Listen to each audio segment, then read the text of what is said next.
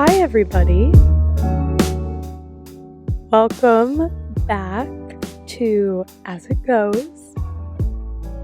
We're all just figuring it out as it goes, and conversations help us get there. So, without further ado, let's talk about evening routines and rituals. I'm really excited for today's conversation. To be completely honest, the past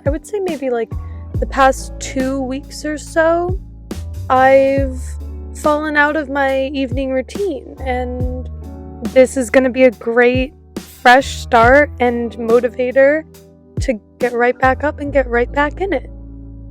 Hopefully, this is some good food for thought for you, maybe some new ideas and practices to adopt, or if you're just getting started in creating a conscious, intentional evening routine or ritual, this is the place. We're going to talk about why the evening is so important and the power of creating a routine or ritual in the evening, some ideas of what to do and what I personally love doing, and then we're going to talk about how to adopt this and how to put it into action. So let's get right into it. Why the evening? Why create a routine or ritual? The evening is our time to wind down, to process and release the day, to shift from, the active state we've been in all day long into a relaxed state, and to take time to acknowledge and care for ourselves and our needs, whatever those are for this particular day. By creating space and by creating time, we can hear those needs, we can acknowledge them, we can act on them. We can process our day, we can shift and wind down and relax. By consciously making a ritual out of our evening practices, we create a sacred space for ourselves to do this. For more on that and more on the power of rituals, check out our episode on morning routines and rituals. That'll be linked in the show notes. As we repeatedly do this, as we repeatedly adapt and nurture and strengthen our evening ritual, our bodies know that there will be this space and this time to relax, unwind, and process. And that's really a great antidote to the chaos and the action of the day. Whether you had a pretty easy day or whether you had a really hectic one, either or still calls for the routine, or the ritual rather, and that ritual, again, just like with our mornings, that ritual anchors us back in ourselves and in our foundation of well-being. Intentionally creating space and time for our practices and needs at night can also make a huge difference in our sleep. And sleep is an integral part of well-being, of holistic health. We need rest. We need the restoration of sleep. In our sleep, our bodies process both mentally and physically. I can go on and on about the importance of sleep.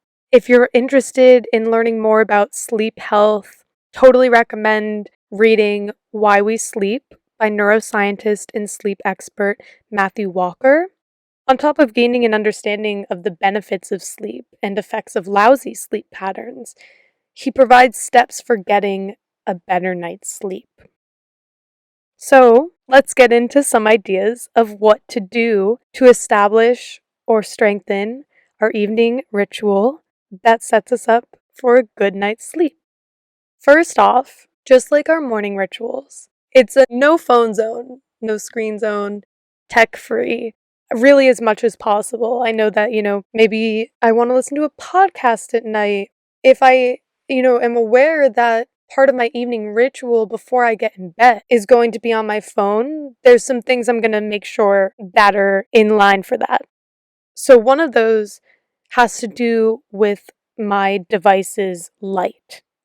So one reason that, it's scientifically said that we shouldn't be on our phones or screens, devices before bed is that the blue lights from these devices and screens disrupts our sleep patterns and our circadian rhythm.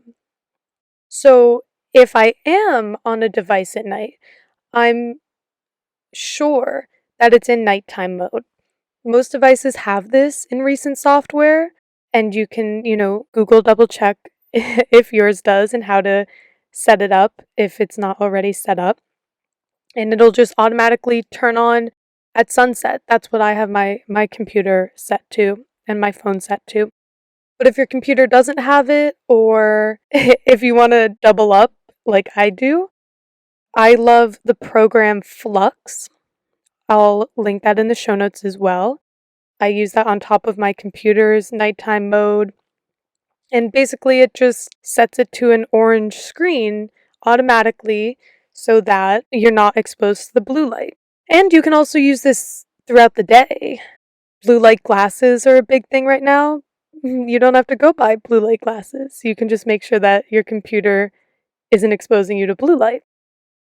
Another reason beyond light is that this gives us time and space to return to ourselves. All day long, we're likely connecting with others, super active and not necessarily focused inwards. So by creating that space, we can connect with ourselves. We can come back home to ourselves. And this is especially true if you find you're on or tend to be on the anxious side of things. I've found over the years that this actually makes a huge difference for me. And I think this is really a cool thing that you can try out. For the most part, my generation is the last generation that had that dichotomy of no technology, no smartphones, and then living with them, 24/7. So you might not remember as a kid what it's like to go to bed without your smartphone or your device, but try it. It might be, years, even a decade since you last did this. Taking the phone away from your nighttime routine, away from your bed, I've found to be incredibly, I want to say, stabilizing and nurturing of returning to homeostasis, returning to balance, and returning inward. My energy can feel really pulled elsewhere when I'm on my phone, when I'm texting people, connecting with other people. I'm present, I'm fully present, I'm giving them my attention, or whatever I'm doing, my attention. So I can really release what feels like a tension that I get when I'm on my phone or texting. And also, I think especially for anyone that has conscious or unconscious FOMO that might manifest as that tension of like needing to be on the phone or on a device, checking social media, whatever, this daily evening detox from that you might find to be so potent and so just makes such a huge difference. Lastly, it really just sets up sacred time and can be, as I have found it to be, a powerful demonstration of self-respect and building self-trust. It's a form of saying to myself, hey, I respect your time and I respect your presence, so I'm not going to be distracted when I'm trying to connect with you in the same way we would do this with someone we love.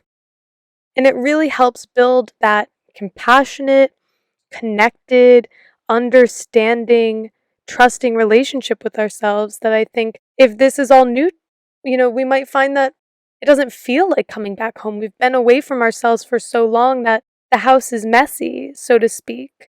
And I'm paraphrasing a Thich Nhat Hanh quote from The Art of Communicating, which I'll link in the show notes. Yeah, I love to think about this, on a large scale. If it's been a few weeks since I was last really immersed in my evening ritual, Or it's been years since I've had any sort of like compassionate connection with myself. And when we come back home, the house can be really messy because we haven't been there. Coming back home, meaning, our internal home, or our external home. Our external home might be very messy and we might need to clean that up as a physical manifestation of the mess inside. But as we come home, we can begin to tidy up and begin to relax into that environment again. And that's what an evening ritual gives us. And that's why it's really potent to give it your attention and your presence, your full presence, without the distraction of a phone or the screen or, whatever. So, with that being said, light some candles, or if you have or are interested in getting a salt lamp instead of bright lights at night. Or you don't have to go buy anything. One of the greatest things is that wellness is free. Everything that we need for our well-being can be free. So just, dim what you already have. Dim the lights. Light, like we already touched on, plays an integral part in the quality of our sleep. Research demonstrates that there's a powerful link between the onset of melatonin secretion, the hormone of our sleep cycle, and dim light conditions. Giving our bodies ample time for our circadian rhythm by nurturing dim light conditions can do wonders for our sleep. So I personally really like to sync up with the sunset, whatever season it is. So, obviously this will vary depending on the season, but when the sun is setting, this is nature telling me it's time to start winding down. Obviously, I need light at night, but I try to keep it as dim as possible. And this might not be so easy if you live with other people. You can make it a joint effort and we can share why we're doing something and we can invite people to join in with us. And if you find that they don't align with it or don't, respect it, then this is a time for you and you can create that environment in your own way. I find that this creates a very peaceful and safe environment. And that's really important for our nervous system, to come down from an activated state into a relaxed state. The next thing I really enjoy doing is a bath. I love baths. They are truly a sacred element of my ritual. Before COVID, I took one every night, especially in the winter time, as a way to just say, hey, I'm done with my day, body. I'm coming home to you. I'm here and I'm present. In the summer, these baths become cold showers. And now, because of changes in circumstances due to COVID, Friday and Sunday nights are my bath nights. Friday night, I'm winding down from the work week, and Sunday night, I'm finishing up the connection with myself and the weekend and getting ready to start the week again.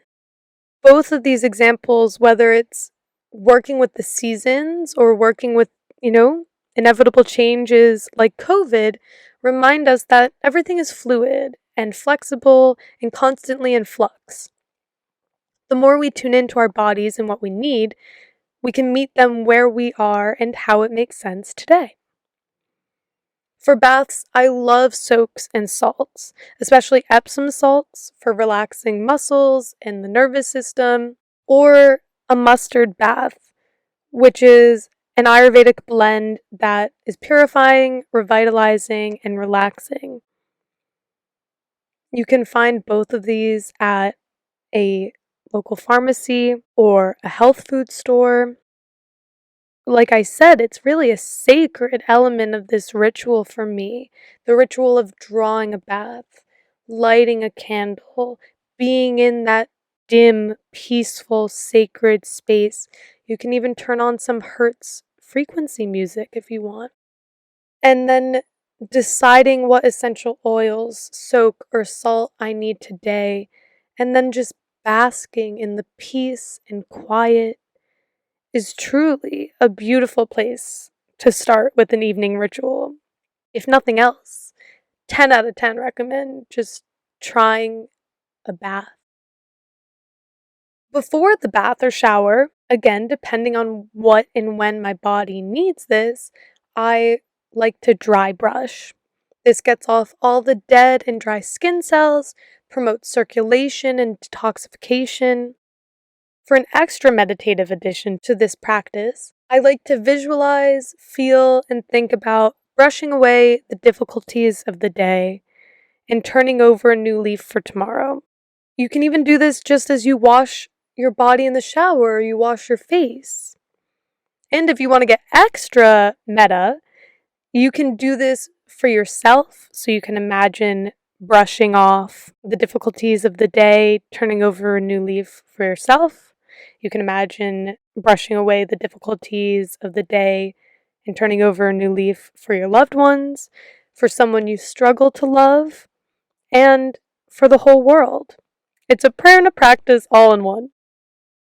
If you're interested in getting into dry brushing, grab a dry brush again from your local pharmacy or health food store, and you're just going to brush in firm, small strokes or circular motions upwards and in the direction of your heart, all over your body.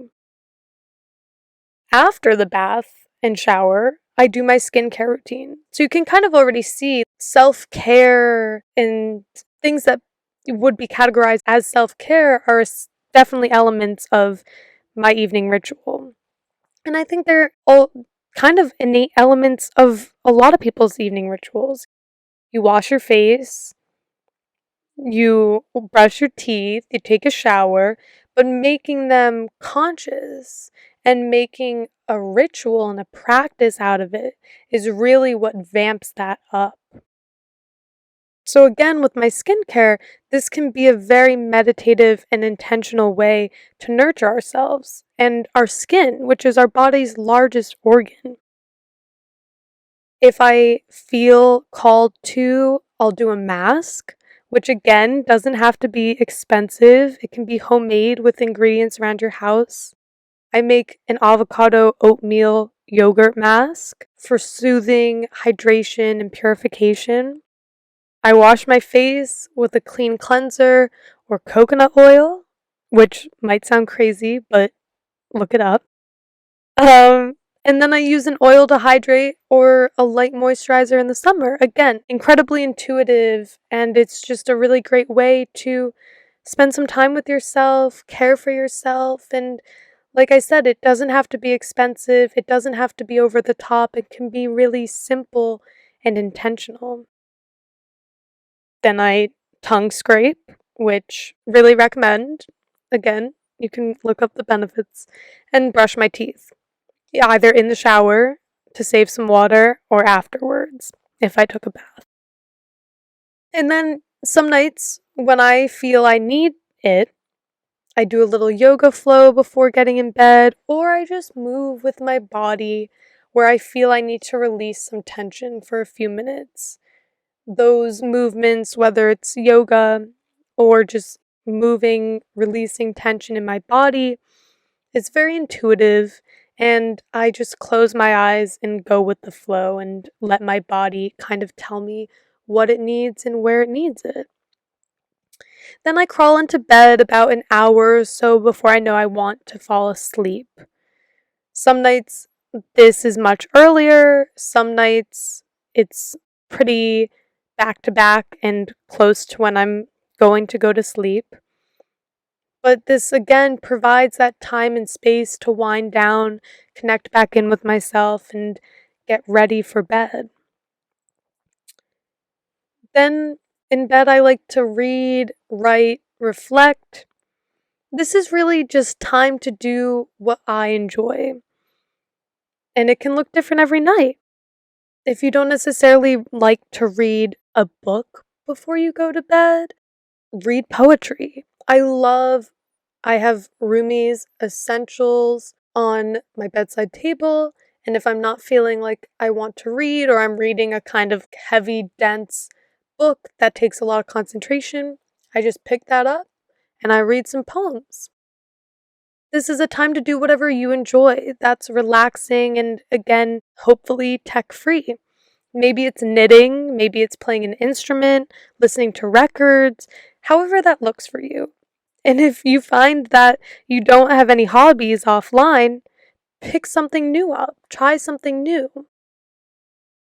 And then finally, if I'm reading or writing or whatever, and I'm finding I'm getting sleepy, I'm getting ready to fall asleep, then I just put aside whatever I'm doing and I like to take those last few moments before I go to bed to reflect and then do some form of prayer. And I know for a lot of people that word can mean different things, but just sending good energy out to the people we love and putting good intentions into the world for peace and healing, however that looks for you. For reflection, I like to ask what was great about the day and acknowledge this. If I haven't written down my gratitudes, I'll think about them to write them down in the morning. 2 things that I was grateful for that happened today. And then I ask myself what I could have done better. In regards to quote unquote doing things better, I'm really conscious of making this not a time to be self-critical. I can be incredibly self-critical and self-aware and have perfectionist tendencies, as I'm sure a lot of people can relate to. So I'm, really actively conscious about this is a moment to be accountable and just acknowledge that we can always do things better, but we can be objective and honest and compassionate with ourselves without beating ourselves up. For example, if something happened today that I notice I reacted to in a way I would like to not have, instead of responding consciously in a conversation or a situation, I acknowledge it, I see what might have triggered that, and I think of how I want to respond going forward, and then I just let it go. Processing the day like this allows us to release things in the moment rather than little or big things building up and weighing on our hearts. Just as our body processes toxins and our food and whatever, we can help ourselves process emotion, release those things that we hold on to feel a little lighter. I just came across these few questions a couple nights ago from Brad Falchuk, and I'm loving using them. They are, have I contracted or expanded because of my thoughts and actions today? I just, my eyes are closed and for me, I feel what my heart is telling me. So if I feel an expansive feeling, that tells me I expanded. And if I feel a closed feeling, a tightness, I know I contracted. Also, think about it consciously. Doing both is that integrated part of mind and body together. And then, has my family contracted or expanded because of my thoughts and actions today? Has my community contracted or expanded because of my thoughts and actions today? And has the world and humanity contracted or expanded because of my thoughts and actions today? For me, those questions really align with my values. I think it's just a beautiful way to stay aligned to them and to acknowledge again in another way, what did I do good today and what could I do better? If I realize that maybe my community either contracted because I had road rage and I flipped someone off, or my community just was maybe stagnant because of my thoughts or actions today, I can think about what can I do to expand whatever, whichever scenario it might be. It's beautiful. And then, then it's time to snooze and enjoy my dreams. So, how are we going to set up, revamp, or elevate our evening ritual? Like I said, sync up with the sunset, create a dim, peaceful environment. Let nature be your guide and reminder. Even if you're not going outside, it's a way to connect with nature and connect with a bigger picture. And in the evening, especially when it's warm enough, go for a walk to kick off your evening before after dinner and just get outside and connect, breathe, relax, create space and time before going to sleep to do what you need and want to unwind, relax, and release. Make a list of the practices you do and things that you would like to do and can call upon this list when you need some inspiration, some ideas at night. And integrate new practices with your normal practices.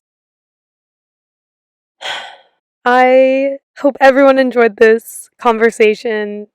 I feel realigned to my evening ritual, and I'm excited to dive right back into it. And I mean, part of me was kind of feeling a little impostery for recording this episode right now because, like I said, for the past few weeks, my evening routine hasn't been my normal evening routine. But that's okay. And I'm really glad that we had this conversation when we did because, I can serve as an example of sometimes shit hits the fan. Sometimes we're swept up in stuff that's going on in our life. But every evening and every morning is a new opportunity. It is a fresh start, a clean slate. All we have to do is make the conscious decision. And then it's the same thing each night. It's the decision. We can really break it down into small, actionable steps, and that's what we're all about here at Reself. Have fun with this. Enjoy it. Happy snoozing. Happy evening practices. I hope everyone has a beautiful, relaxing evening tonight. As always, you can follow Reself on Instagram, Tumblr, Pinterest, whatever floats your boat. If you're looking for more, you want to dive deeper into well-being practices, nurturing your foundation of well-being, sign up for Reself's waitlist. The link is in the show notes. Have a beautiful night and a beautiful week. Bye, everybody.